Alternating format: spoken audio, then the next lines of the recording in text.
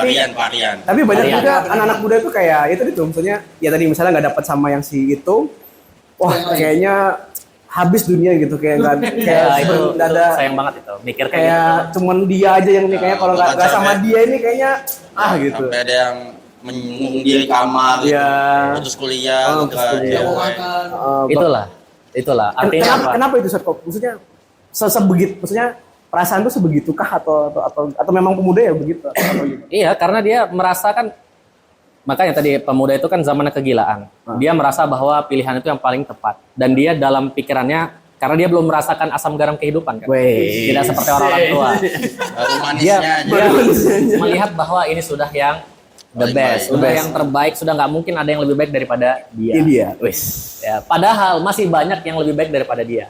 Itu yakin 100%. Itu bukan, nggak mungkin ada yang terbaik di antara pilihan wanita dulu ini ya. Sama juga kayak perempuan sama aja. Misalnya ini kan yang nonton kan bukan cuma laki-laki ya. Perempuan putus sama cowoknya, gitu kan. Angis dia kayaknya nggak mungkin ada laki-laki yang lebih baik dari dia, lebih soleh daripada dia. Bu, kalau soleh nggak mungkin pacaran kan? Ya kan? Iya lagi. Ya masalahnya begitu ya, sayangnya begitu ya. Jadi sedangkan banyak di luar sana yang lebih baik gitu. Cuma karena kita masih sempit pemikirannya, akhirnya nggak tahu. Tapi kalau kita beranikan diri nanya sama orang yang lebih tua, ya kan? Tanya sama orang di masjid misalnya, atau orang tua kita sendiri lah. Saya kan cara cari istrinya nanya sama orang tua. Saya bilang sama ibu saya, sama ayah saya, tolong carikan istri. Gitu. Karena saya sudah nggak bisa nikah sama ini, nggak mau lagi ngabisin waktu nanti, belum lagi nanti bisa jadi gagal lagi apa semua kan. Mending saya mikir kenapa nggak orang tua yang screening di awal, dia melihat anaknya, oh ini anaknya bagus nih, cocok untuk anak saya. Kan orang tua tahu sifat kita juga kan. Kira-kira cocok nih, ya kan gitu ya. Kemudian bilang, Nina, ada anaknya si Fulan sama anaknya Fulan ini, ya kan. Ibu lihat cantik nih, mau nggak kamu sama dia? Ya kan, ya sudah datang ke sana. Daerah datang, cocok, udah kayak gitu. Secepat itu saat Secepat itu. Ya sebetulnya proses nyarinya ya agak lama orang tua. Tapi pas ketemunya oke-nya langsung secepat itu. Ngelihatnya ya nazar. Oke, tapi teman-teman saya tuh banyak yang enggak, kalau saya sama teman-teman SMA atau ngelihat karena maksudnya postingan saya itu karena banyak ya maksudnya bukan gimana, maksudnya memang tuntutan pekerjaan juga ya. Maksudnya sering dipanggil Ustadz juga akhirnya gitu, Ustadz Bubi gitu. Dan banyak yang ngira saya itu, Bob kamu kalau nikah tuh harus sama cewek yang bercadar gitu atau yang gimana gitu. Nikahnya Bubi tuh harus yang sama ta'aruf gitu. Terus akhirnya pas ngobrol-ngobrol nongki-nongki gitu kayak emang bisa Bob ya?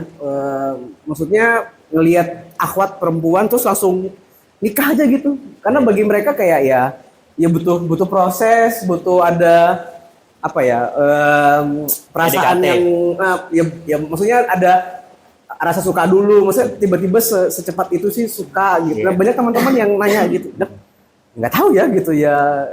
Gimana? Jadi saya sebagai apa? Pelaku sejarah. boleh. Ini valid kan ini? Valid. Dari yang mana saya dulu awalnya mikir sama kayak gitu. Ya makanya pacaran kan mau cari kan gitu. Dari umur 19 tahun jaga-jaga itu pacar itu supaya nikah sama dia, akhirnya ternyata nggak bisa kan. Ternyata setelah putus selesai hilang, sudah hilang betul-betul itu kan, ganti calon istri nih. Tapi saya nggak mau chattingan waktu itu, nggak mau SMS-an. Saya bilang pokoknya kalau jadi enggak.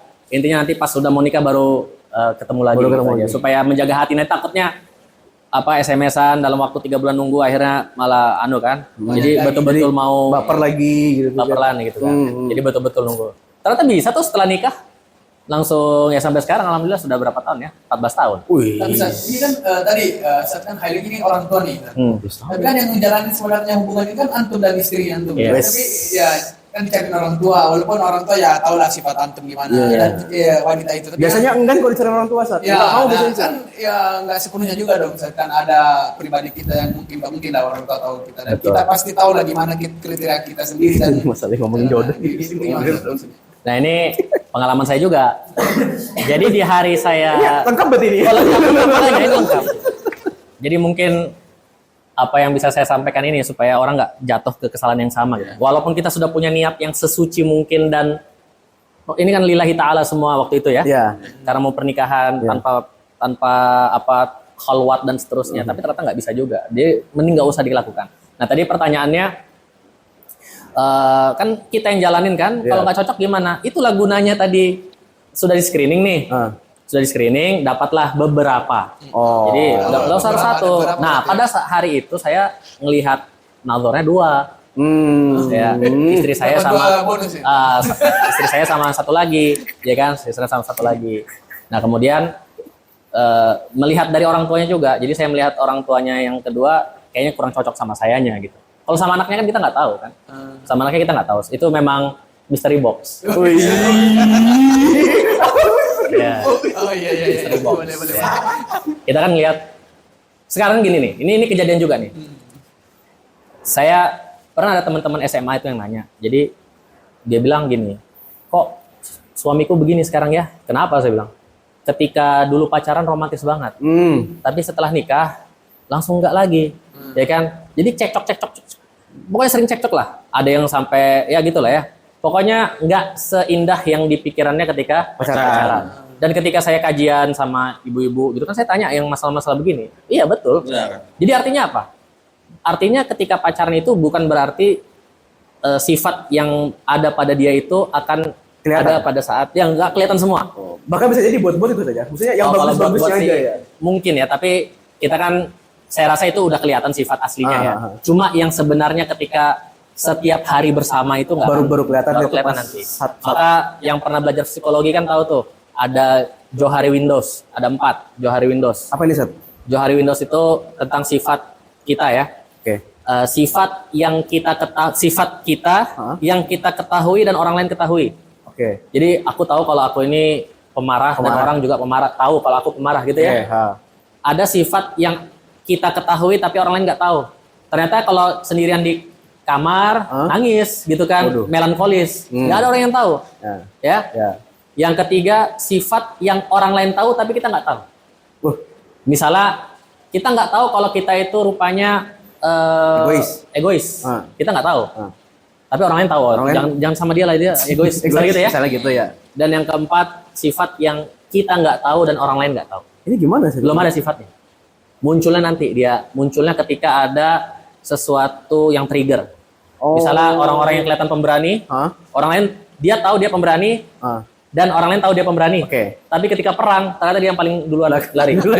Jadi sifatnya itu baru muncul belakangan. Pas lagi terdesak gitu ya, pas lagi ada pada. Nah sekarang ketika pacaran ketemunya jarang-jarang gitu kan. Kemudian ketika ketemu rapi.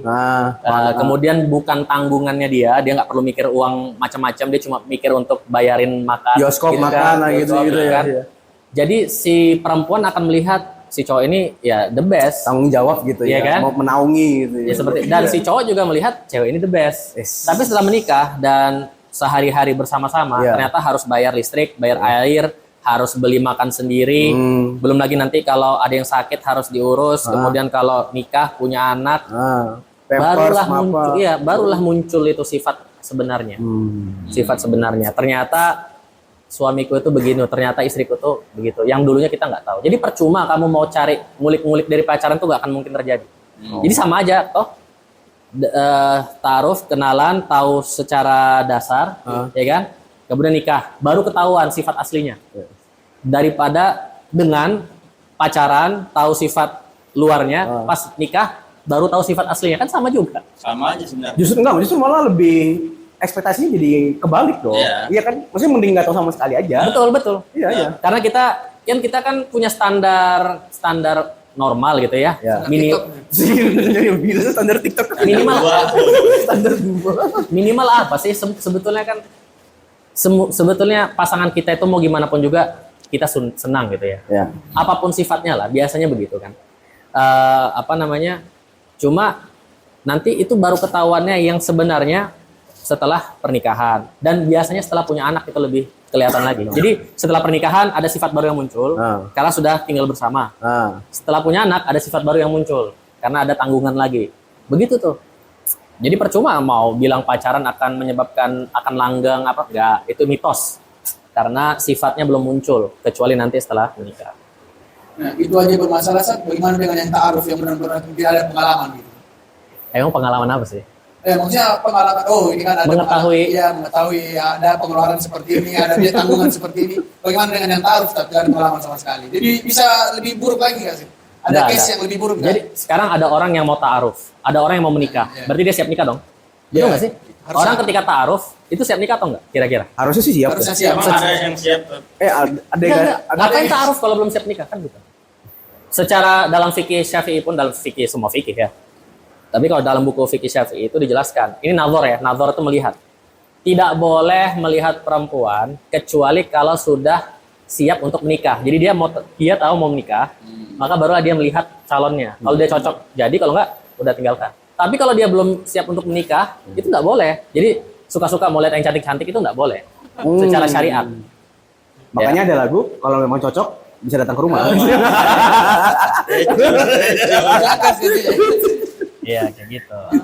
Jadi artinya orang yang sudah datang, ya kan orang Indonesia namanya ta'aruf. Sebenarnya bukan ta'aruf ya.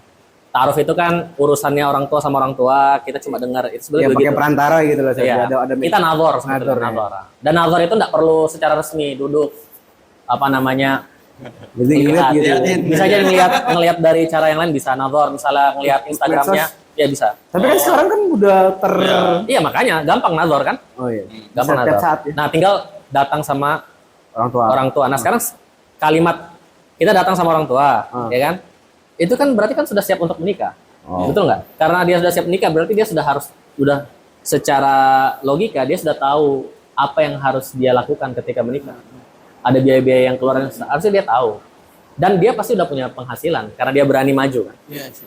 Karena nggak mungkin yang mau siap nikah itu belum punya penghasilan itu kecuali kalau dibayarin sama orang tuanya semua kan. Tapi ada anak umur baru lulus SMA belum punya pekerjaan ya kan, nggak pingin juga kuliah, nggak pingin apa, pokoknya pingin pacaran sama teman SMA-nya karena dia yakin akan nikah sama itu gitu.